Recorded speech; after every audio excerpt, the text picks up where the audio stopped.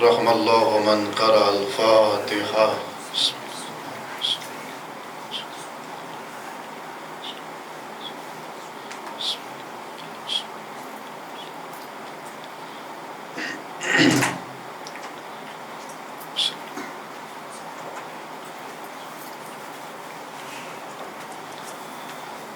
لا حول ولا قوة إلا بالله العلي العظيم. أعوذ بالله من الشيطان الرجيم. بسم الله الرحمن الرحيم. الحمد لله رب العالمين، والصلاة والسلام على أشرف الأنبياء والمرسلين والشهداء والصديقين وعلى جميع عباد الله الصالحين، محبوب رب المشرقين والمغربين، جد الحسنين أبي القاسم محمد.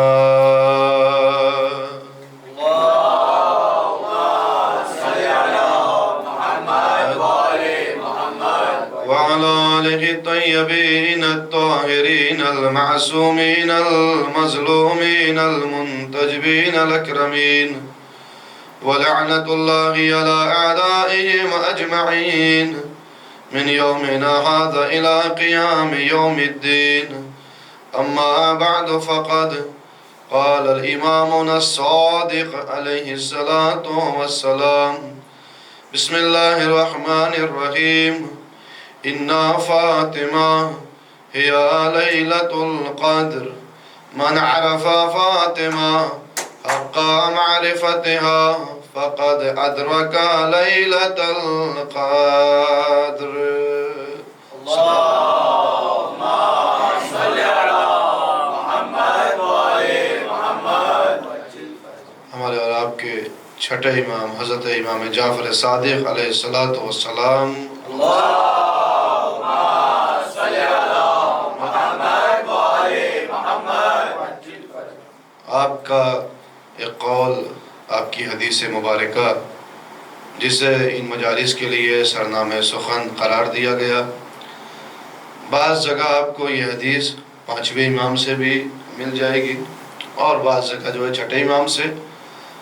اور ایک اصول، ایک قاعدہ یہ ہے کہ جتنی بھی حدیثیں معصومین کی ہیں، اگر ہمیں نہیں سمجھ میں آتی ہیں کہ مثلا امام باقر سے ہے یا امام صادق سے ہے، ہم اور آپ اسے ساری حدیثوں کو رسول اللہ سے نسبت دے سکتے ہیں، اس لیے کہ خود یہ سب، ان کا پہلا بھی محمد ہے، ان کا اوسط بھی محمد ہے، آخر بھی محمد ہے، اور کل کے کل یہ محمد ہیں.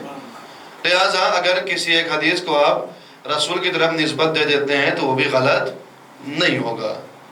لہذا پانچویں امام سے بھی حدیث ہے اور چھٹے امام سے بھی حدیث ہے کہ آپ نے فرمایا کہ بے شک ذات جناب شہزادی کونین، ذات جناب فاطمہ زہرا سلام اللہ علیہا،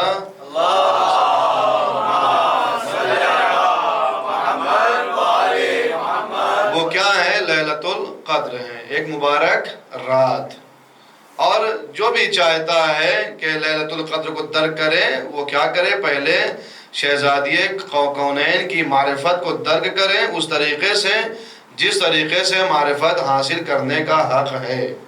اس طریقے سے شہزادی کی ذات کو درک کرے، وہ لیلۃ القدر کو درک کر لے گا، لیلۃ القدر کو جو وہ حاصل کر لے گا.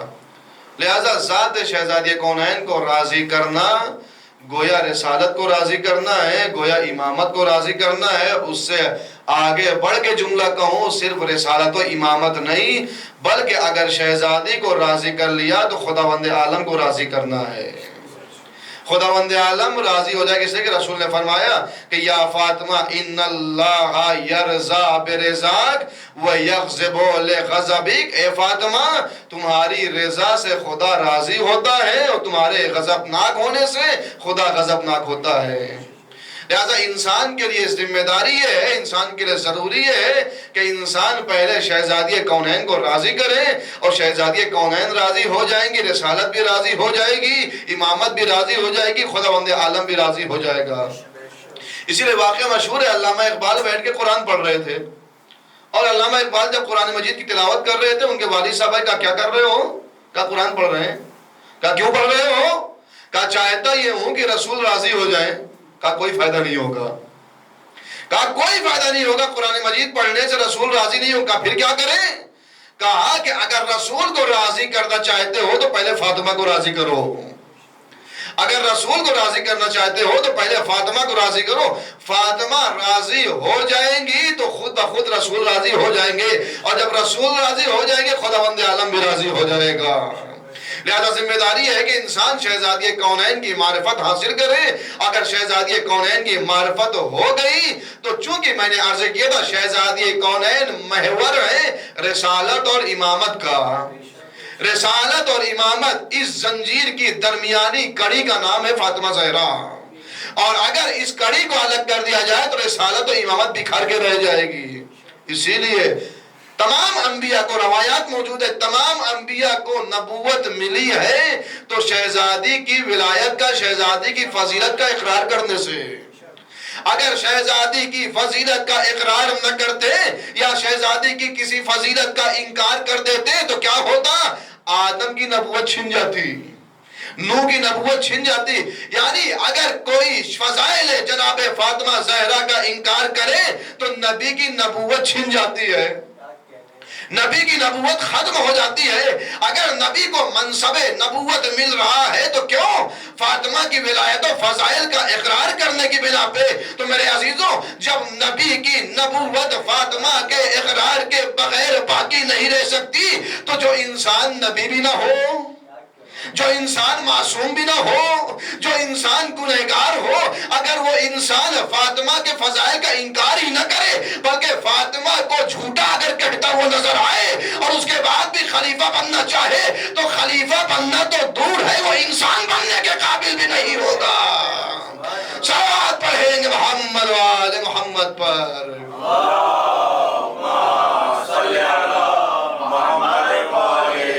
لہذا اسی لیے جب آپ نے دیکھا ہوگا مختار نامہ میں بھی کہ عبداللہ ابن ملک نے عبد الملک ابن مروان نے حجاج ابن یوسف کے ذریعے سے جب خانہ کعبہ پہ حملہ کروایا، اور کیا ہوا؟ خانہ کعبہ پہ کئی بار حملے ہوئے، یزید نے حملہ کروایا، اس کے بعد جو ہے عبد الملک نے حملہ کرایا۔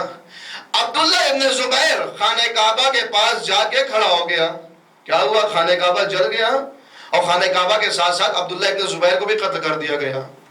عبداللہ ابن زبیر مارا گیا۔ عبداللہ ابن زبیر کا بھائی عروہ ابن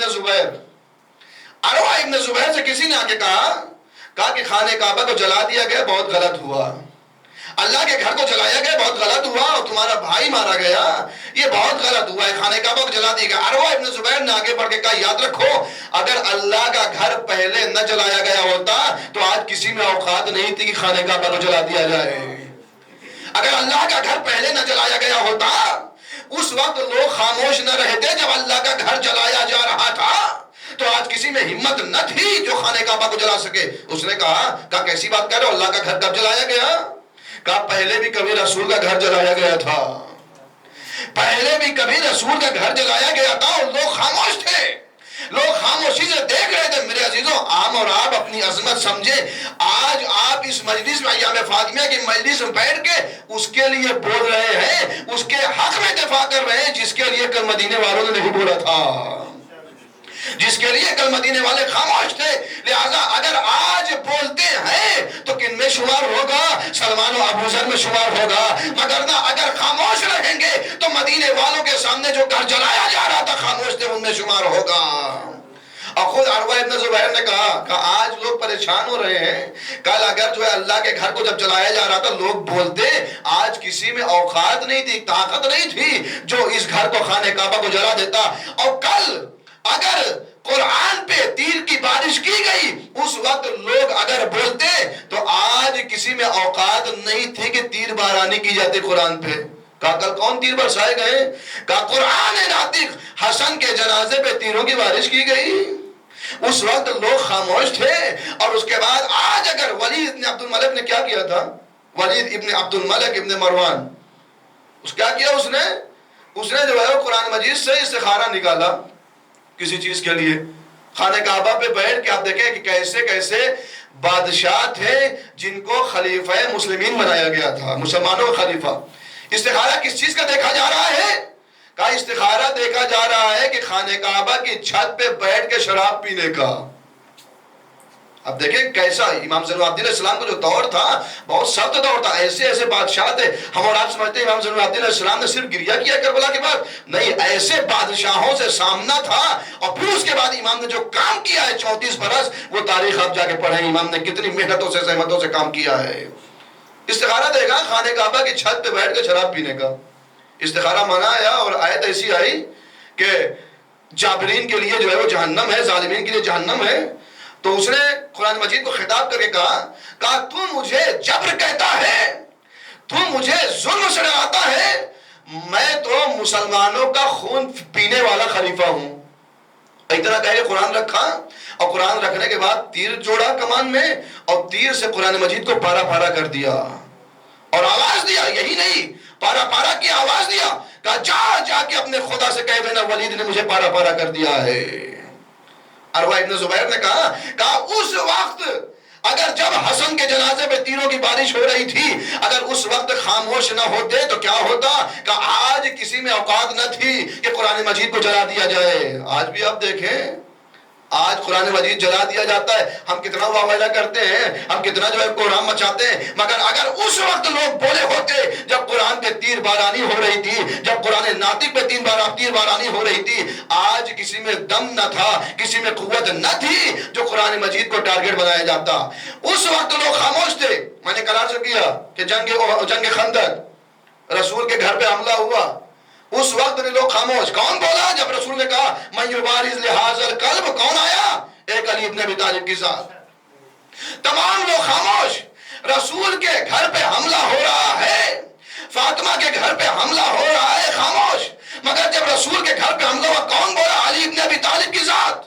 اس وقت سب کی غیرت اور سب کا ضمیر مر چکا تھا. رسول کے گھر پہ حملہ ہو رہا ہے مگر خاموش ہے. خاموش کیوں ہے؟ بولنا چاہیے تھا. اور یہی وجہ ہے شاید آج بھی اس وقت جو لوگ خاموش تھے انہی کی اولاد جب بیت المقدس پہ حملہ ہو رہا ہے تب بھی خاموش ہے، تب بھی خاموش ہے. مگر بول کون رہا ہے؟ کہ اس وقت جو علی بولا تھا اسی کی اولاد آگے بڑھ کے بول رہی ہے. میرے عزیزوں، یہ خندق نہیں پڑھ رہا ہوں، آج کی بے غیرت قوم کو خندق میں غرق کر رہا ہوں. صلوات پڑھیں گے محمد وآل محمد پر.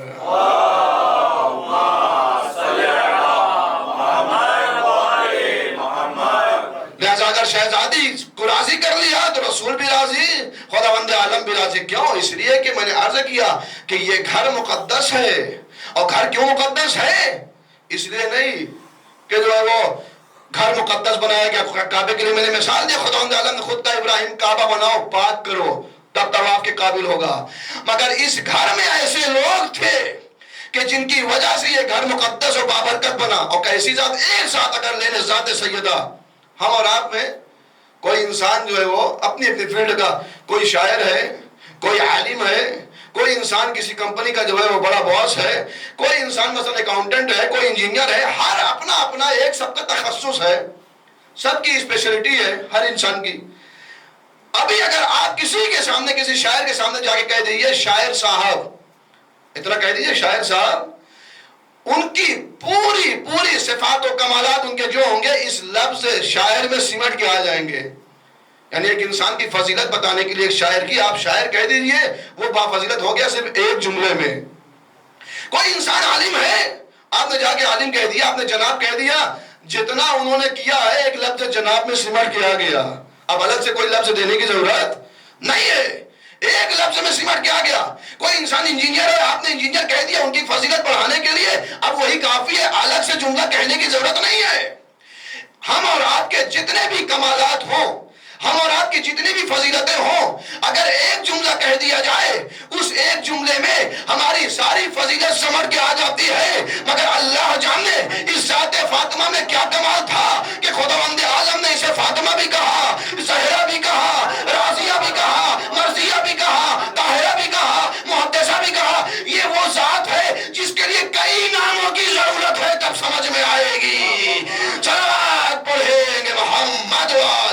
محمد پر۔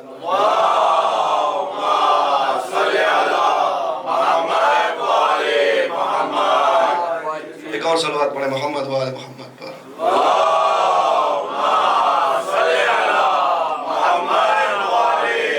لہٰذا جب اس گھر کو مقدس کیا گیا، کل میں نے عرض کیا کہ کہا گیا سد الابواب الا باب علی، تمام دروازوں کو بند کر دیا جائے مگر ایک دروازہ علی کا کھلا رہے گا۔ لوگ آئے، آنے کے بعد کہا یا رسول اللہ ہم بھی اپنا دروازہ کھول سکتے ہیں؟ منع کر دیا گیا۔ تو لوگوں نے کیا کیا؟ لوگوں نے اس دروازے سے جوڑ کے روشن دان بنانا شروع کیا، دریچہ بنانا شروع کیا۔ کیوں؟ بعض لوگوں نے اس لیے کہ تاکہ اس گھر کی جو برکتیں ہوں گی اس دریچوں کے ذریعے سے ہمارے یہاں آ جائیں گی، ان روشن دان کے ذریعے سے ہمارے یہاں آ جائے گی۔ بعض لوگوں نے سیاست کے تحت بنایا۔ تو خود ام المومنین عائشہ کہتی ہیں، آگے خود نقل کرتی ہیں کہ فاطمہ نے اپنے بابا سے کہا بابا یہ جو روشن دان بنایا گیا ہے، یہ دریچہ بنایا گیا ہے، یہ برکت کے لیے نہیں، کچھ لوگ ہیں جو جاسوسی کے لیے بنایا ہے کہ باتیں کیا ہوتی ہیں اندر۔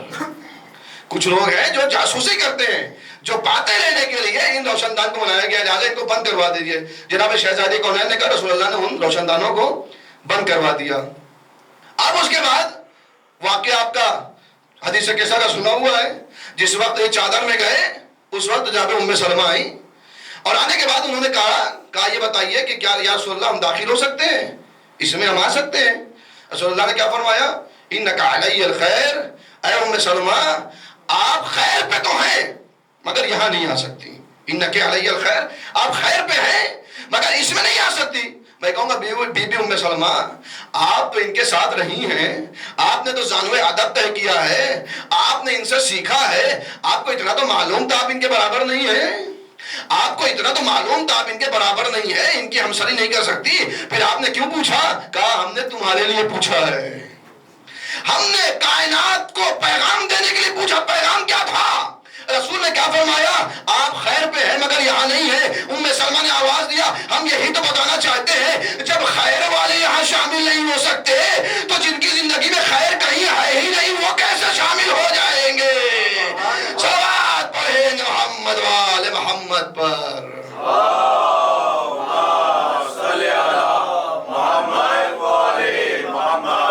لہذا یہ ذات کیا ہے؟ امام نے فرمایا لیلۃ القدر، یہ ذات ایک مبارک رات ہے۔ رات کیا ہوتا ہے؟ ایک چیز ہوتی ہے زمان، ایک چیز ہوتی ہے مکان۔ زمان یعنی وقت، مکان یعنی جگہ۔ خداوند عالم نے کچھ زمان کو مبارک قرار دیا ہے، وقت کو، کچھ مکان کو خداوند عالم نے مبارک قرار دیا، یعنی بابرکت مکان، بابرکت جگہ اور بابرکت اوقات، بابرکت وقت۔ اب اس کے بعد بابرکت زمان، قرآن مجید ہے اِنَّا أَنزَلْنَاهُ فِي لَيْلَةِ الْقَدْرِ، یہ لیلۃ القدر کیا ہے؟ ہوا لیلۃ المبارکہ، یہ بابرکت رات ہے۔ سورہ دخان کی آیت نمبر 3 میں خداوند عالم نے قرآن مجید کی لکھا اِنَّا أَنزَلْنَاهُ فِي لَيْلَةِ الْمُبَارَكَةِ کہ ہم نے اس قرآن کو لیلۃ مبارکہ میں مبارک رات میں نازل کیا، یعنی ایک زمان وقت مبارک ہے جو قرآن مجید نے بتایا۔ اور قرآن مجید نے سورہ آل عمران میں قرآن مجید نے بتایا اِنَّ أَوَّلَ بَيْتٍ وُضِعَ لِلنَّاسِ لَلَّذِي بِبَكَّةَ مُبَارَكًا وَهُدًى لِلْعَالَمِينَ کہ ہم نے کائنات والوں کے لیے ایک جگہ کو، مکے کو بابرکت بنایا، ایک گھر کو، گھر کیا ہے؟ خانہ کعبہ۔ یعنی ایک زمان بابرکت، وقت بابرکت، ایک جگہ بابرکت، مکان بابرکت۔ لیکن قرآن مجید نے آیت تو پیش کر دیا مگر آیت ہے خاموش۔ آپ کو جو برکات دکھ رہی ہیں کہاں نظر نہیں آ رہی ہے، پھر کیسے نظر آئے گی؟ قرآن مجید اسی لیے رسول نے فرمایا تھا انی تارک فیکم الثقلین کتاب اللہ و عترۃ آل بیتی کہ میں تمہارے درمیان دو گراں قدر چیزیں چھوڑ کے جا رہا ہوں، قرآن مجید اور میری عطرت۔ اگر قرآن مجید کو سمجھنا چاہو گے اہل بیت کو چھوڑ کے تو سمجھ میں نہیں آئے گا، اگر اہل بیت کو سمجھنا چاہو گے قرآن کو چھوڑ کے تب بھی سمجھ میں نہ آئیں گے۔ دونوں کو اگر لے کے چلو گے تب، اور رسول نے آگے کیا فرمایا کہ ان دونوں کے ساتھ اگر رہو گے تو یہ دونوں یعنی قرآن اور اہل بیت یہ حوض کوثر پہ مجھ سے ملاقات کریں گے۔ اور یہ ہو ہی نہیں سکتا، یہ ممکن ہی نہیں ہے کہ اگر کوئی قرآن اور اہل بیت کے ساتھ ہو اور رسول اسلام قرآن کو ایکسیپٹ کر لے جو اس کے ساتھ ہو اسے ایکسیپٹ نہ کریں۔ لہذا قرآن اور اہل بیت کے ساتھ اگر جڑے رہیں گے یہ رسول سے ملاقات کریں گے، لہذا جو ان سے متصل رہے گا وہ بھی ملاقات کرے گا۔ لہذا اب آیت یہاں پہ خاموش ہے، زمان و مکان بتا دیا کہ یہ زمان مبارک، یہ مکان مبارک، مگر آیت خاموش. اس کی تفسیر کون کرے؟ کیسے پتہ چلے گا کہ کون سے جو ہے زمان مبارک ہے، وہ برکت دکھ رہی ہے نہیں دکھ رہی ہے؟ کون سی جگہ ہے جو برکت جگہ کی دکھ رہی ہے نہیں دکھ رہی ہے؟ ہمیں نہیں پتا. کون بتائے گا؟ قرآن کی تفسیر کون کرے گا؟ قرآن کی آیت کی زبان کون بنے گا؟ مسلمان بنے گا؟ کہا نہیں. کون بنے گا؟ آل محمد بنیں گے، جن کو رسول نے فرمایا کہ یہی قرآن مجید کی زبان بنیں گے. اب قرآن مجید کی زبان بنے لیلۃ المبارکہ، جو زمان مبارک بابرکت رات، اس کے لیے کیا فرمایا امام صادق امام باقر علیہ السلام نے؟ کیا فرمایا؟ لیلۃ القدر ہوا فاطمہ. جو رات مبارک ہے، جو زمان مبارک ہے، وہ کون ہے؟ فاطمہ. اور جگہ جو مبارک کون سی؟ خدا نے کیا فرمایا؟ کہ مکہ، مکے میں کون سا خانہ کعبہ، وہ جگہ مبارک. جگہ تو مبارک ہے مگر مولود کعبہ کون ہے؟ علی. مولود کعبہ کون؟ علی. جب وقت کی، زمان کی جملوں کو بار بار میں زمان و مکان دہرا رہا ہوں تاکہ آپ سمجھیں. زمان یعنی وقت، مکان یعنی جگہ. زمان کی ساری برکتیں سمٹ کے کس میں آئی؟ فاطمہ میں. مکان کی تمام جگہوں کی تمام برکتیں سمٹ کے کس میں آئی؟ علی میں. اور جب ان دونوں برکتوں کو آپس میں ملا دیا، اب جب دونوں برکت آپس میں مل گئے تو کائنات میں کسی بھی شہر میں چلے جائیے، کسی بھی دیش میں چلے جائیے، کسی بھی ملک میں جائیے، کسی بھی خطے میں جائیے، ایسا ہو ہی نہیں سکتا انسان ہو نسل فاطمہ اور علی نہ ہو. یہ ان کی برکتیں تھی جو سمٹ کے آئی. کون زبان بنے گا قرآن کی؟ کہا یہ زبان بنیں گے، اہل بیت زبان بنیں گے قرآن کی. یہی وجہ ہے. قرآن مجید کی ایک مثال اور دے دیتا ہوں کہ قرآن مجید میں ارشاد ہوا لو انزلنا ھذا القرآن علی جبل لرأیتہ خاشعا متصدعا من خشیۃ اللہ، کہ اگر میں اس قرآن کو پہاڑ پہ نازل کر دیتا تو خشیت خدا سے یعنی خوف خدا سے یہ ریزہ ریزہ ہو جاتا. آپ لے کے جائیں پہاڑ پہ قرآن، ایک قرآن مجید لے لیں، لے جا کے پہاڑ پہ آپ رکھ دیں، ریزہ ریزہ ہوگا. تو پھر اس کی تفسیر کون کرے گا؟ کہا یہی ذات اس کی تفسیر کریں گے. اور انہوں نے تفسیر کیا. قرآن نے کیا کہا؟ اللہ نے کہا کہ اگر پہاڑ پہ اس قرآن کو نازل کر دیں تو پہاڑ ریزہ ریزہ ہو جائے. اب میدان مباہلہ آیا. میدان مباہلہ میں یہ ذوات مقدسات پہنچی، یہ تمام مقدسات پہنچی. عیسائیوں نے جیسے ہی دیکھا تو دیکھنے کے بعد کیا کہا؟ کہا ہم ایسی ذات کو دیکھ رہے ہیں اگر انہوں نے ہاتھوں کو ہٹا دیا تو پہاڑ اپنی جگہ چھوڑ دے گا. اگر انہوں نے ہاتھ کو اٹھا دیا پہاڑ اپنی جگہ چھوڑ دے گا. واقعاً آیت قرآن خاموش رہ جاتی اگر مباہلے میں فاطمہ جا کے اپنے وجود کو ثابت نہ کر دیتی. صلوات پڑھیں گے محمد وآل محمد پر.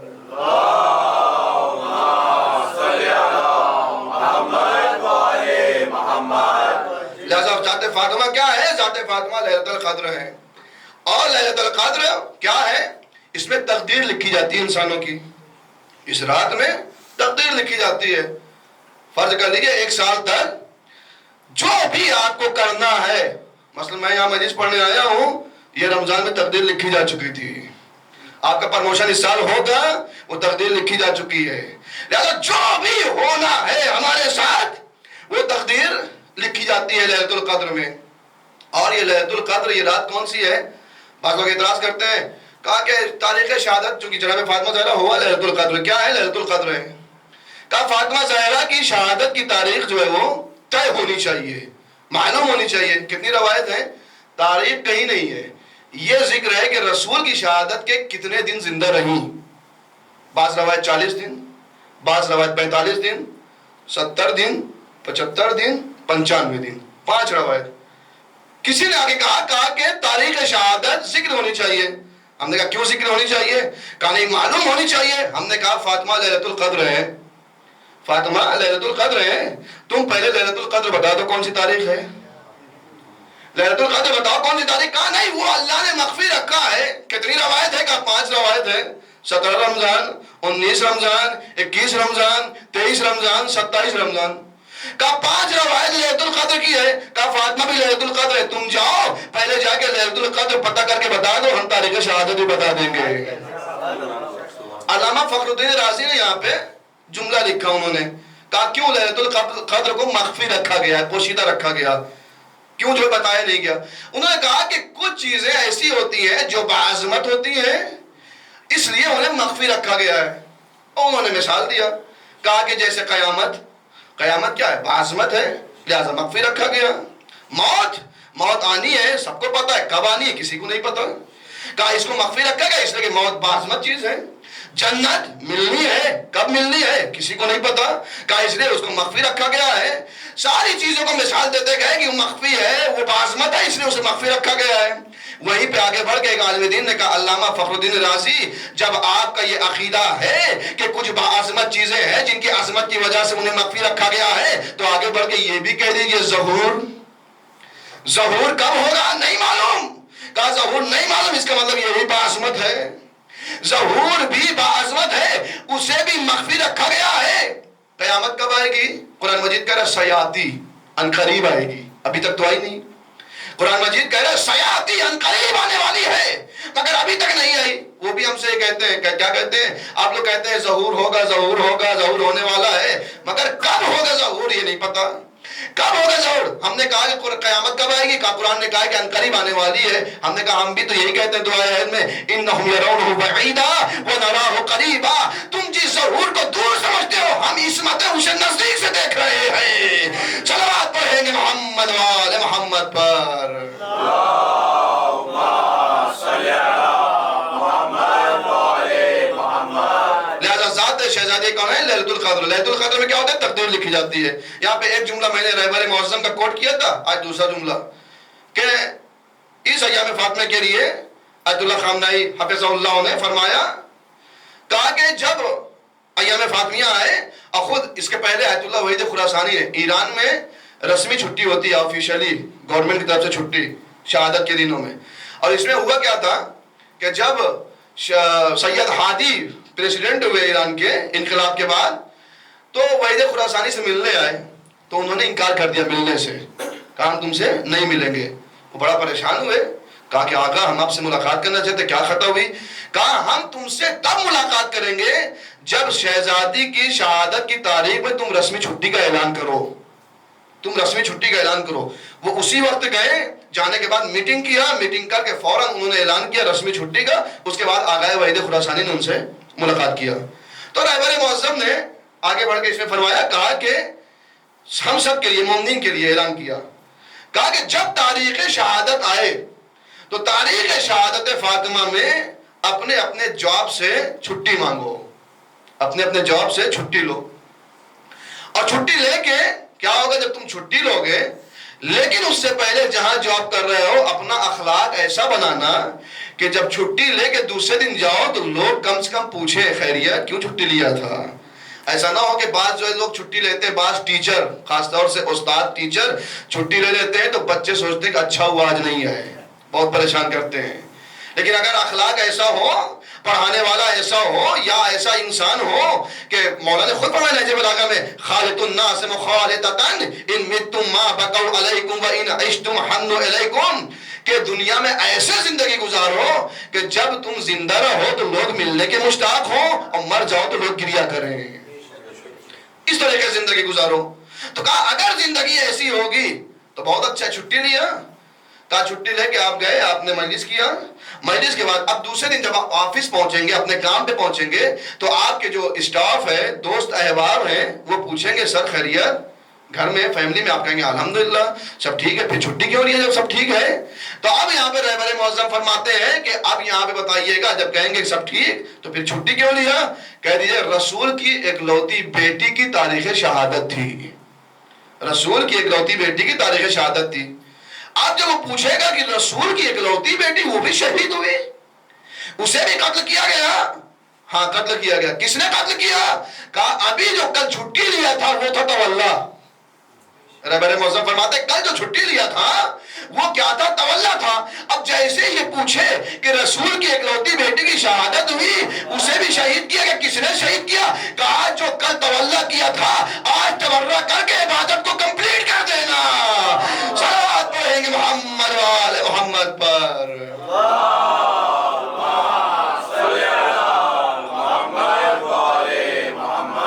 لہذا اس میں تقدیر بھر کے ایران کا رزق اس ایام فاطمیہ سے سمیٹتا ہوں، اس ایام فاطمیہ جو سال بھر کا رزق میں جمع کرتا ہوں، اب ہم میں اور آپ میں کوئی جو ہے وہ آئے مجلس میں اور مجلس میں جانے کے بعد اپنی اپنی جیب چیک کرے، بینک اکاؤنٹ چیک کرے کچھ آیا کہ نہیں آیا، رزق نہیں ملا، ہم نے ایام فاطمہ کی مجلس کر کے آئے، تو یاد رکھیے رزق صرف اور صرف پیسہ ہی نہیں ہوتا، رزق صرف اور صرف کھانا ہی نہیں ہوتا، بلکہ میں نے عرض کیا تھا کہ دعا ہے اللہم ارزقنا توفیق الطاعہ و بعد المعصیہ، کہ پروردگار مجھے اطاعت کی توفیق عطا فرما، جس دن اطاعت خدا کی توفیق مل جائے وہ بھی رزق ہے، جس دن انسان کو گناہوں سے دور رہنے کی توفیق مل جائے وہ بھی رزق ہے، جس دن انسان کو اچھی اولاد مل جائے وہ بھی رزق ہے، جس دن انسان کو اچھی زوجہ مل جائے وہ بھی رزق ہے، جس دن انسان کو جو ہے اچھا شوہر مل جائے وہ بھی رزق ہے، انسان کو خوبصورتی مل جائے وہ بھی رزق ہے، انسان کو طاقت ملے وہ بھی رزق ہے، ہمیں کمال ملے وہ بھی رزق ہے، ہمیں بلندی ملے وہ بھی رزق ہے۔ اب جب مجلسوں میں آنے کے بعد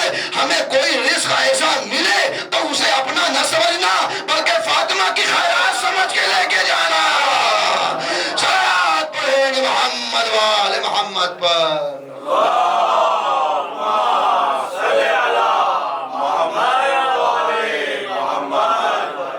لہذا یہ ذات فاطمہ لیلۃ القدر ہے، اور فاطمہ کو راضی کرنا گویا خداوند عالم کو راضی کرنا ہے۔ لیکن آج دیکھیں اسلام ایک نظام، اس کو فالو کرنے والا اسلام کیا ایک نظام ہے، اس کو فالو کرنے والا کون ہے؟ مسلمان ہے۔ مگر آج ہمارا معاشرہ اگر آپ دیکھیں، آج آپ نکلیں دنیا میں جا کے تلاش کریں تو دنیا میں جب ہم جاتے ہیں تو اسلام کے فالوورز کو دیکھنے کے بعد یہ طے کرنا مشکل ہو جاتا ہے کہ یہ کون سا مسلمان ہے، جلتے ہوئے دروازے کے پیچھے والا یا آگے والا۔ آج ہمارے لیے تمیز کرنا مشکل ہو جاتا ہے، یہ کون سا مسلمان ہے، فرق کہاں سے آیا؟ اسلام کو کچھ لوگوں نے اسلام پہ احسان کیا۔ اسلام کہاں سے شروع ہوا؟ مکے اور مدینے سے شروع ہوا۔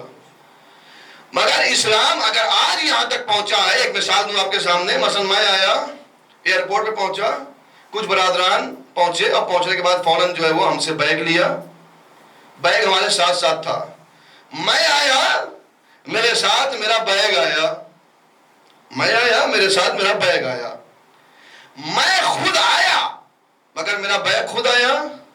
کہا نہیں۔ پھر کہا جب میں نے چاہا تب وہ آیا، جب میں لایا تب وہ آیا، وگرنہ وہ خود نہیں آیا۔ اسلام مکے اور مدینے کی گلیوں میں رہ جاتا، اسلام مکے اور مدینے کی گلیوں میں رہ جاتا۔ آج اگر افریقہ کے اس لوبیتو پروونس میں اگر اسلام موجود ہے تو اس کا مطلب ہے کہ کوئی تھا جو مکے اور مدینے سے اٹھا کے یہاں تک اسلام کو لے کے آیا، کسی نے اسلام پہ احسان کیا کہ اسلام یہاں تک پہنچا۔ اب پوری تاریخ اہل تشیع اور علماء اہل تسنن سب کا مل کے اتفاق ہے کہ اسلام پر احسان کرنے والے تین افراد، ایک اسلام لانے والا، ایک اسلام پھیلانے والا، تیسرا اسلام بچانے والا۔ اسلام لانے والا کون؟ کا پیغمبر اکرم حضرت محمد مصطفیٰ صلی اللہ علیہ وآلہ وسلم۔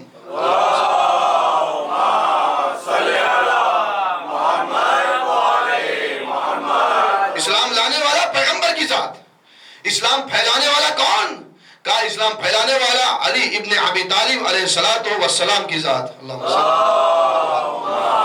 صلی علی محمد۔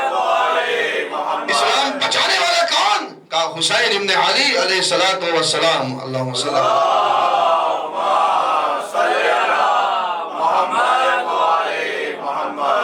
اسلام پہ احسان کرنے والے تین افراد، ایک اسلام لانے والا، ایک اسلام پھیلانے والا، ایک اسلام بچانے والا۔ اسلام لانے والا پیغمبر کی ذات، اسلام پھیلانے والا علی ابن ابی طالب کی ذات، اسلام بچانے والا حسین ابن علی کی ذات۔ یہ تین افراد جن کو محسنین اسلام کہا گیا، جنہیں اسلام کے احسان کرنے والوں میں شمار کیا گیا، ان تینوں افراد کو جب ہم ڈھونڈنے کے لیے نکلے، جب ہم تلاش کرنے کے لیے نکلے تو دو ہی گھر ایسا ملا جہاں یہ تینوں افراد موجود تھے، دو ہی گھر ملا جہاں یہ افراد موجود تھے۔ پہلا گھر ابو طالب کا، دوسرا گھر فاطمہ کا۔ کیوں اس ابو طالب کا گھر کیوں؟ کہ اس لیے کہ اسلام لانے والا ابو طالب کا بھتیجا، اسلام پھیلانے والا ابو طالب کا بیٹا، اسلام بچانے والا ابو طالب کا پوتا۔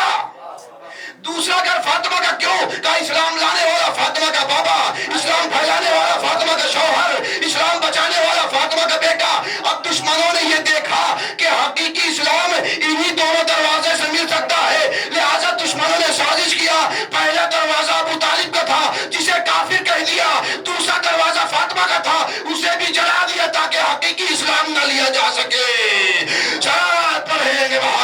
محمد وآل محمد پر۔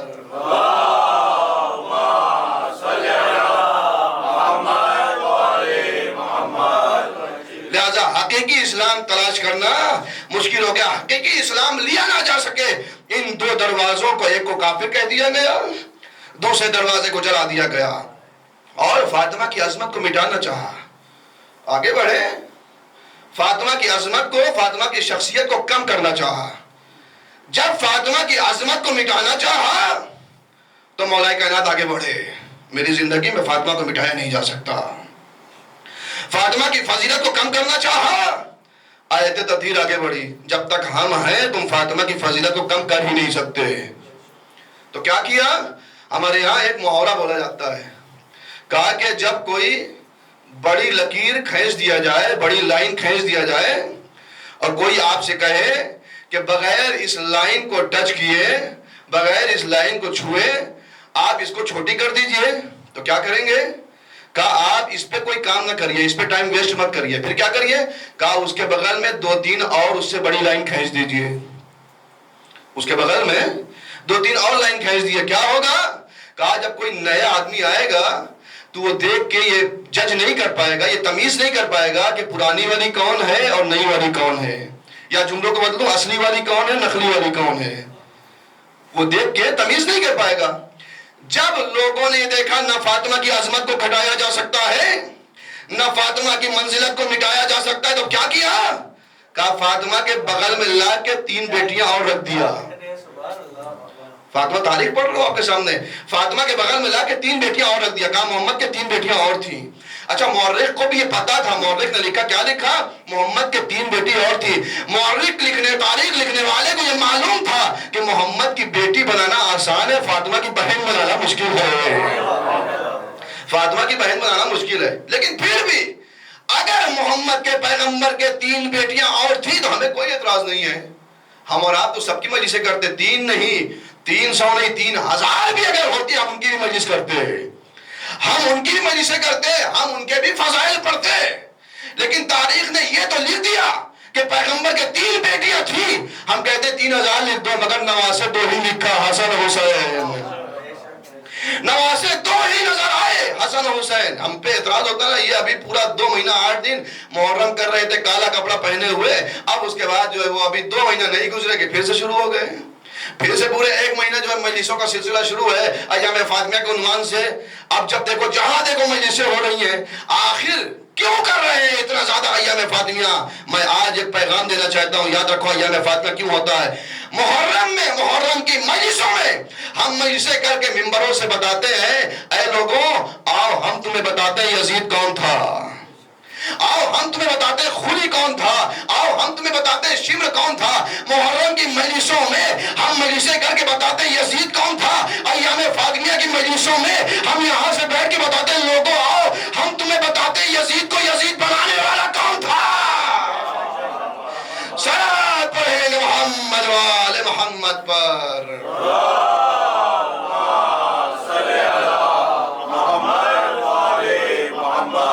لہذا ایام فاطمیہ کے ذریعے سے ہم اور آپ اپنی تقدیر سنوارے اور رزق معنوی اور رزق مادی یہاں سے لے کے جائیں۔ اس لیے شہزادی کی وہ ذات ہے کہ شہزادی کے فضائل و کمالات وہ ہے کہ روز محشر یہ ذات کھڑی ہو کے شفاعت کرے گی ہماری۔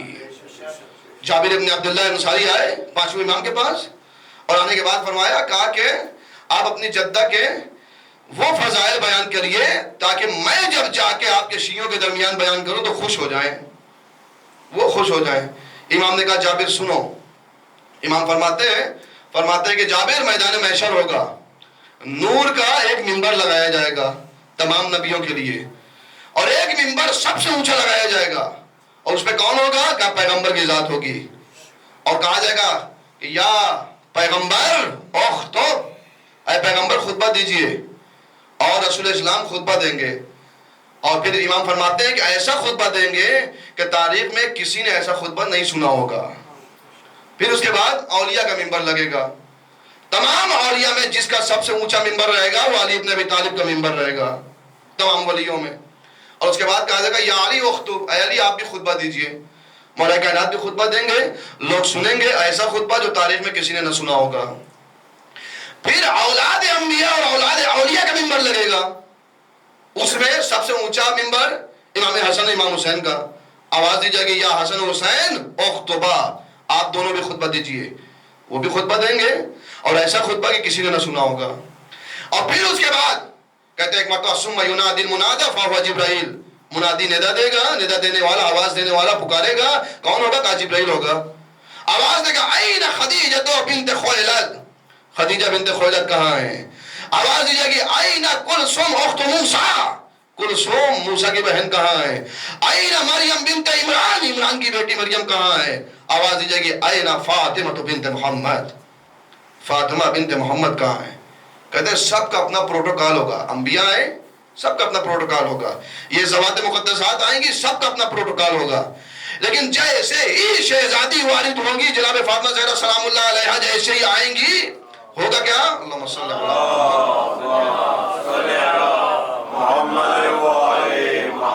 آپ نے حدیث سنی ہے کلما دخلت فاطمہ علی رسول اللہ فقام علیہا، کہ جب بھی فاطمہ داخل ہوتی تھی رسول اسلام کھڑے ہو جاتے تھے، ہاتھوں کا بوسہ لیتے تھے، اپنی جگہ پہ بٹھاتے تھے۔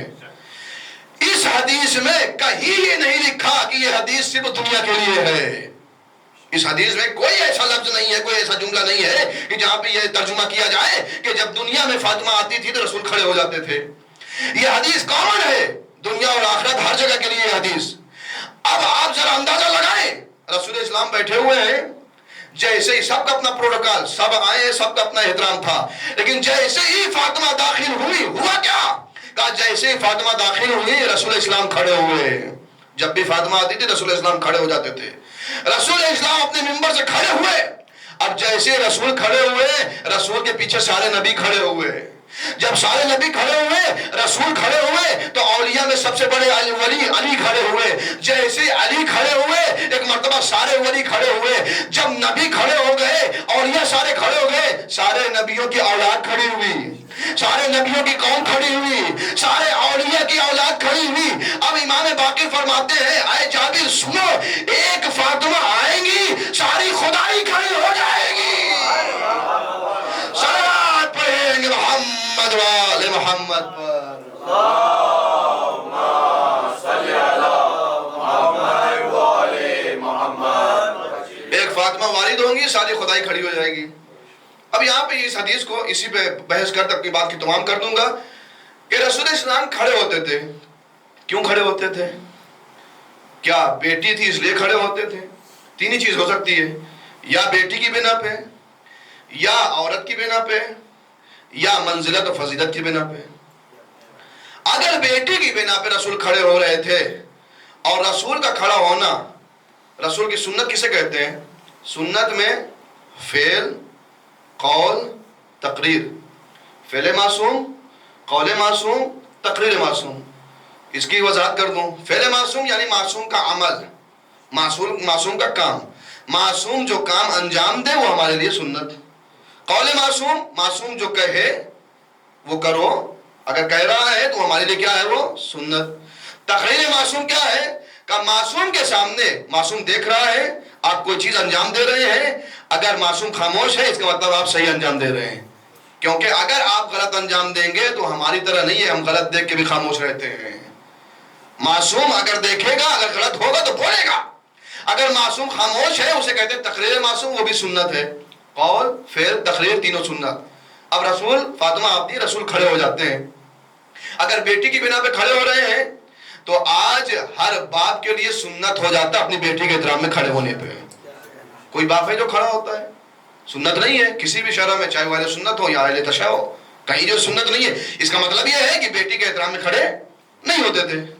عورت کے احترام میں اگر کھڑے ہو رہے ہیں، اگر عورت کے احترام میں کھڑے ہوتے تو آج سنت ہوتا، مگر سنت نہیں ہے، اور اگر سنت ہو جاتا تو ہوتا کیا؟ ہمارے یہاں تو چلے اسلامی ملک نہیں ہے، جہاں اسلامی ملک ہے وہاں کوئی بھی خاتون بس اور ٹرین میں ٹکٹ لیتی ہی نہ، بغیر ٹکٹ کھڑی ہو جاتی، سنت تو مرد کھڑے ہو جاتے بیٹھ جاتی۔ لیکن آج سنت اگر نہیں ہے تو کیا مطلب؟ عورت کے احترام میں بھی کھڑے نہیں ہو رہے تھے۔ فضیلت، اگر فضیلت کی بنا پہ کھڑے ہو رہے تھے ہم کہتے ہیں تو رسول کی عدالت میں شک ہو جائے گا۔ کیوں؟ آپ کہیں گے فاطمہ کے برابر کوئی ہے کیا؟ کوئی نہ ہو مگر علی تو ہیں، کوئی نہ ہو مگر علی ہے یا نہیں ہے؟ خود جو ہے رسول نے فرمایا ہے کہ اگر علی نہ ہوتے تو فاطمہ کا کوئی کف نہ ہوتا، فاطمہ کا کوئی ہمسر نہ ہوتا۔ اس کا مطلب یہ ہے کہ علی کم سے کم فاطمہ کے برابر تو ہے، لہذا اگر فاطمہ کے احترام میں کھڑے ہو رہے ہیں فضیلت کی بنا پہ، تو علی کے احترام میں کھڑے کیوں نہیں ہو رہے ہیں؟ تو عدالت میں فرق آ جاتا۔ اس کا مطلب نہ بیٹی کی بنا پہ کھڑے ہو رہے ہیں، نہ عورت کی بنا پہ کھڑے ہو رہے ہیں، نہ فضیلت کی بنا پہ کھڑے ہو رہے ہیں۔ پھر کیوں کھڑے ہو رہے ہیں؟ میں نے عرض کیا تھا رسول کون ہے؟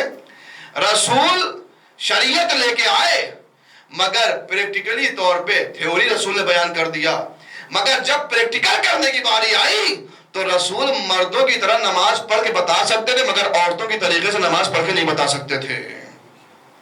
رسول جہاد کا پیغام تو دے سکتے تھے، مگر رسول حجاب کا طریقہ حجاب کر کے نہیں بتا سکتے تھے۔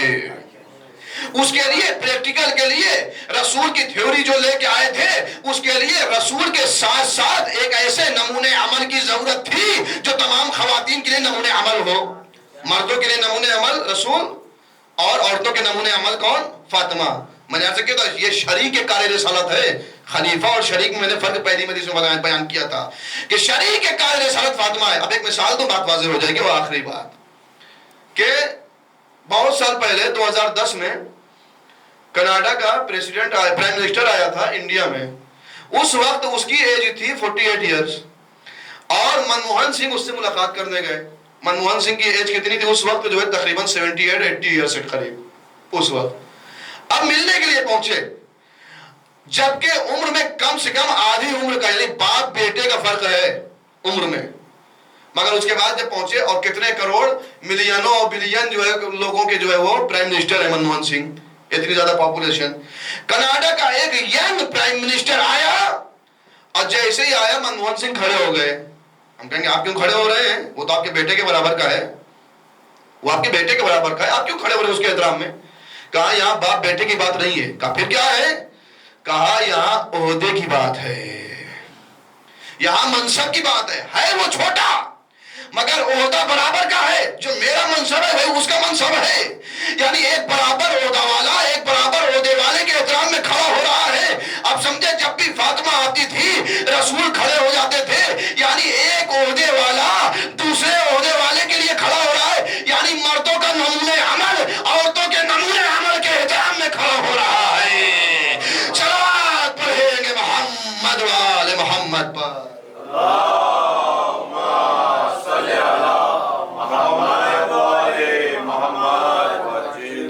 اس کے بعد امام فرماتے ہیں کہ اس کے بعد شہزادی کو پورے پروٹوکول کے ساتھ 1,00,000 فرشتے دائیں بائیں چاروں طرف اور لے کے شہزادی کو چلیں گے جنت کی طرف۔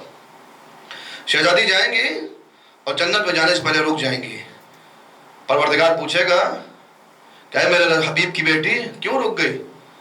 آواز دیں گی آج فاطمہ اپنی حیثیت دیکھنا چاہتی ہے، آج فاطمہ اپنی منزلت دیکھنا چاہتی ہے۔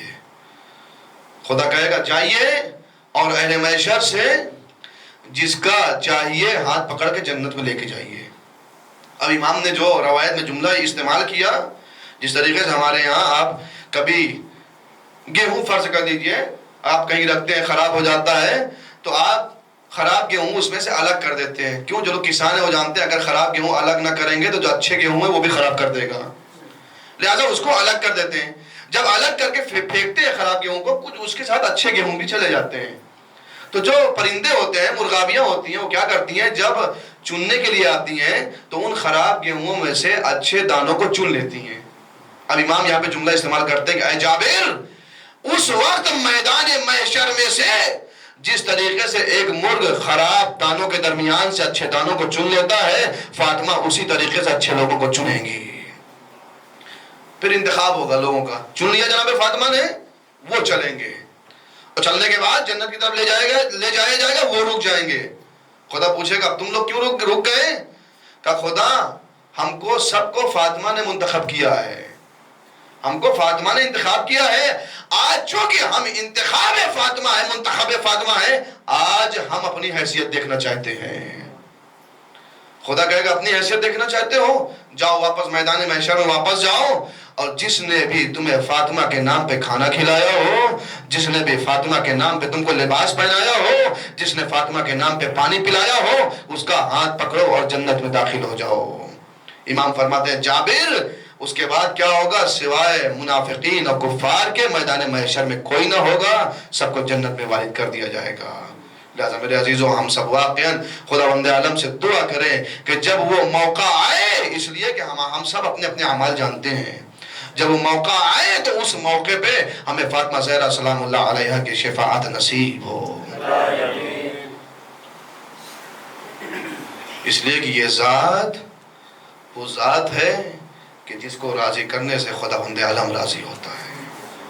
لیکن جو ذات اتنی مہم کہ جس ذات کی محافظت کرنی چاہیے تھی، جس کو امن دینا چاہیے تھا، اسی ذات کے در پہ لا کے آگ اور لکڑیاں رکھ کے جلا دیا۔ اللہ اکبر! عظیم مرحلہ ہے، عظیم مصیبت ہے شہزادی کونین کی۔ ہاں ایام فاطمیہ چل رہے ہیں، ایک عمل اگر ہو سکے تو مستقل آپ کیا کریں۔ جب بھی صبح اٹھیں، اٹھنے کے بعد پہلا جملہ اگر آپ کہیں، اگر کہہ سکتے ہیں کہ یا فاطمہ تو اغیثینی، اے فاطمہ ہماری مدد کریں۔ امام فرماتے ہیں کہ اگر کوئی انسان ایسا کہتا ہے، اس دن اسے کوئی مشکل، کوئی مصیبت، کوئی بلا اس انسان پہ نازل نہیں ہوگی۔ اس لیے کہ واقعاً فاطمہ زہرا کی ذات ہمارے لیے عظیم نسخہ ہے۔ دبئی کا ایک شیخ جو اہل سنت سے تعلق رکھتا تھا، وہ مجلس کراتا تھا اور مجلس میں صرف اور صرف شہزادی کے ہی مسائل پڑھواتا تھا۔ محرم کی مجلس بھی ہو تب بھی شہزادی کے مسائل، وہ عالم دین سے کہے کہ شہزادی کے مسائل پڑھیے۔ لوگوں نے پوچھا کہ محرم چل رہا ہے، محرم کے ایام میں آپ جو بھی مجلس کراتے ہیں آپ کہتے ہیں شہزادی کے مسائل پڑھو۔ اس نے اپنا قضیہ بیان کیا، کہا میرے ایک بیٹی تھی اور میں اپنی بیٹی سے بہت محبت کرتا تھا۔ گھر میں جب داخل ہوتا تھا سب سے پہلے اپنی بیٹی سے ملاقات کرتا تھا، اور گھر سے جب رخصت ہوتا تھا سب سے آخر میں اپنی بیٹی سے مل کے جاتا تھا۔ ایک دن میں آفس میں بیٹھا تھا، مجھے کال آئی کہ میری بیٹی نے ایک سکہ نکل لیا ہے اور سکہ اس کے حلق میں پھنس گیا ہے۔ اب اس کے بعد میں یوروپ گیا ڈاکٹروں کے پاس، تو ڈاکٹروں نے کہا کہ ہم تب تک ہاتھ نہ لگائیں گے، تم لکھ کے دو، اس لیے کہ اگر ہم ہاتھ لگائیں گے، اگر سکہ ہم نے نکال لیا تو تمہاری بچی بولنے کے قابل نہیں رہے گی، بول نہیں سکتی، اور اگر سکہ اس نے نکل لیا تو وہ بچ نہیں پائے گی، لہٰذا آپ ہمیں لکھ کے دیجئے۔ اس نے لکھ کے دیا، لیکن اس کے بعد ایک مرتبہ اس نے مدینے کا رخ کیا۔ مدینے کا رخ کر کے آواز ہے یا رسول اللہ مجھے پتا ہے آپ کی ایک بیٹی تھی، یا رسول اللہ آپ بھی جب اپنے گھر میں آتے تھے سب سے پہلے اپنی فاطمہ سے ملتے تھے، اور جب گھر سے باہر آتے تھے یا باہر جاتے تھے سب سے آخر میں فاطمہ سے ملتے تھے۔ یا رسول اللہ میری بیٹی کو شفا دے دیجئے، جب تک زندہ رہوں گا مجلس میں آپ کی بیٹی کا مسائل پڑھواؤں گا۔ وعدہ کیا آپ کی بیٹی کے مسائل پڑھو۔ کہتے ہیں ابھی دعا تمام نہ ہوئی تھی، ایک شخص ہے کہا جلدی چلو معجزہ ہو گیا۔ کیا ہوا؟ کہا تمہاری بچی کو شفا مل گئی۔ اب جا کے بچی سے پوچھا، کہا ماجرا کیا ہوا؟ بچی نے بیان کیا، کہا کہ ایک خاتون آئی اور آنے کے بعد اس نے میری گردن پہ ہاتھ رکھا، سکہ باہر آیا، اور باہر آنے کے بعد مجھے شفا ملی، میں صحیح ہو گئی۔ اس خاتون نے مجھ سے کہا کہ اپنے بابا سے یہ کہنا کہ میرے بابا سے جو وعدہ کیا ہے نا اس پہ عمل کرنا، اپنے بابا سے کہنا میرے بابا سے جو وعدہ کیا ہے اس پہ عمل کرنا۔ ایک مرتبہ اس باپ نے اپنی بچی سے پوچھا، کہا یہ بتاؤ وہ دکھتی کیسے تھی؟ اس نے بیان کیا، اس بچی نے کہا بابا مت پوچھو، کمر خمیدہ، پہلو شکستہ، رخسار نیلے، اے بابا وہ اور کوئی نہیں تھی، رسول کی بیٹی فاطمہ تھی۔ جزاکم ربکم خیر الجزا، خدا آپ کو کوئی غم نہ دے۔ ہاں میرے عزیزوں، جب ایام شہادت جناب فاطمہ زہرا سلام اللہ علیہ آتا تھا نا، راوی کہتا ہے میں نے دیکھا کہ چھٹے امام نے اپنے ہاتھ کو زمین پہ رکھا اور زمین پہ رکھ کے چیخ مار کے رونا شروع کیا۔ راوی نے پوچھا مولا کیا کوئی عظیم رات ہے، کیا کوئی عظیم مصیبت ہے؟ امام نے فرمایا راوی تو نے کیا پوچھ لیا، ارے آج وہ شب ہے جب میری جدہ کو در و دیوار کے درمیان پیس دیا گیا تھا۔ جزاکم لکم ربکم خیر الجزاء۔ ہاں میرے عزیزو، تاریخ نے لکھا ہے کہ جب دروازہ گرا ہے نا شہزادی زمین پہ، اور زمین کے اوپر شہزادی کے اوپر دروازہ، اور تاریخ نے لکھا دروازے میں ایک کیل تھی جو شہزادی کے سینے میں در آئی۔ مگر میرے عزیزو مصیبت ابھی ختم نہ ہوئی تھی۔ مصیبت یہ تھی شہزادی زمین پہ ہے، شہزادی کے اوپر دروازہ تھا۔ تاریخ نے لکھا 17 افراد دروازے کے اوپر سے گزر گئے، 17 افراد دروازے کے اوپر سے گزر گئے۔ ہاں میرے عزیز یہی وقت تھا، شہزادی نے 3 فریاد کیا ہے۔ ایک مرتبہ پہلی آواز دیا یا بتا یا رسول اللہ، اے میرے بابا رسول اللہ ذرا یہ دیکھیے مجھ پر کیسی مصیبتیں ڈھائی جا رہی۔ دوسری آواز دیا یا فضت و خزینی، اے فضا آؤ مجھے سنبھالو میرے شکم کا بچہ مار دیا گیا۔ لیکن تیسری آواز جو شہزادی نے بلند کیا ہے، علی سامنے بیٹھے تھے، علی کو مدد کے لیے نہیں بلایا، حسنین کو مدد کے لیے نہیں بلایا۔ تاریخ نے لکھا تیسری آواز بلند کیا یا مہدی ادرکنی، اے مہدی بیٹا میری مدد کرو۔ تاریخ نے لکھا کہ علی کو اسیر کیا گیا، امام علی کے گردن میں رسی ڈالی گئی، اور رسی ڈال کے کچھ لوگ آگے سے کھینچ رہے تھے، کچھ لوگ علی کو پیچھے سے دھکا دے رہے تھے۔ کیوں؟ علی کیوں آگے نہیں جا رہے تھے؟ تاریخ نے لکھا اس لیے کہ علی کے کمر میں بندے پٹکے کو فاطمہ نے پکڑ کے رکھا تھا، فاطمہ نے پکڑ کے رکھا تھا، لوگ کھینچ رہے۔ تاریخ نے لکھا ہے فاطمہ نے اتنا شدید پکڑا ہوا تھا کہ جب علی کو کھینچنا شروع کیا گیا فاطمہ زمین پہ کشتی چلی گئی۔ اجرکم اللہ زہرا۔ ہاں میرے عزیزو، ایک مرتبہ ایک ملعون نے قبضہ شمشیر کو نکالا اور فاطمہ کے ہاتھ پہ وار کرنا شروع کیا، اتنا شدید وار کیا، اب فاطمہ بے ہوش ہوئی ہے، علی کو لے کے چلے گئے، علی کو لے کے گئے، فاطمہ کو غش سے فاقہ ہوا۔ بعض تاریخ نے لکھا تنہا گئی، بعض تاریخ نے لکھا بنی ہاشم کی 2 خواتین کو لیا، کہا ہم کو سہارا دو، ہم تمہارے سہارے سے چلیں گے، اور اس کے بعد لے کے گئی، دربار میں پہنچی، کیا دیکھا علی کے گردن پہ تلوار رکھی ہوئی ہے۔ جیسے ہی دیکھا ایک مرتبہ حسنین کو بلایا، کہا آؤ میں بد دعا کرتی ہوں تم آمین کہنا۔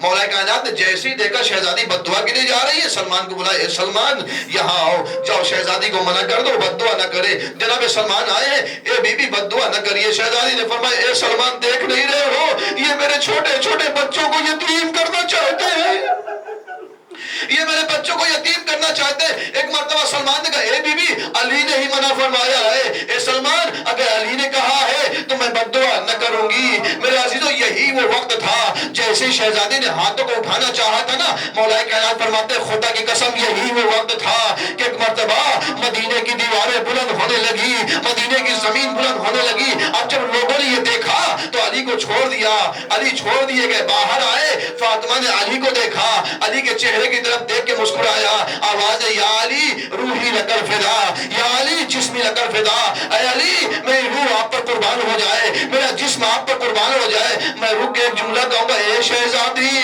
آپ نے تماچے کھائے، اے شہزادی آپ کا پہلو شکستہ ہوا، اے شہزادی پسلیاں ٹوٹ گئی، اے شہزادی محسن کی شہادت ہو گئی، مگر آپ نے وقت کے امام کو بچا لیا، آپ نے وقت کے امام کو بچایا، مگر اللہ ثانی زہرا زینب 70 قدم کے فاصلے پہ کھڑی ہوئی ہے، بھائی کے اوپر ظالم سوار ہے، ہاتھ میں خنجر ہے۔ ایک مرتبہ دائیں جانب دیکھا، بائیں جانب دیکھا، جب کوئی نظر نہ آیا آواز دیا او پسر سعد، ارے تو دیکھ رہا ہے میرا ماجا ذبح ہو رہا ہے۔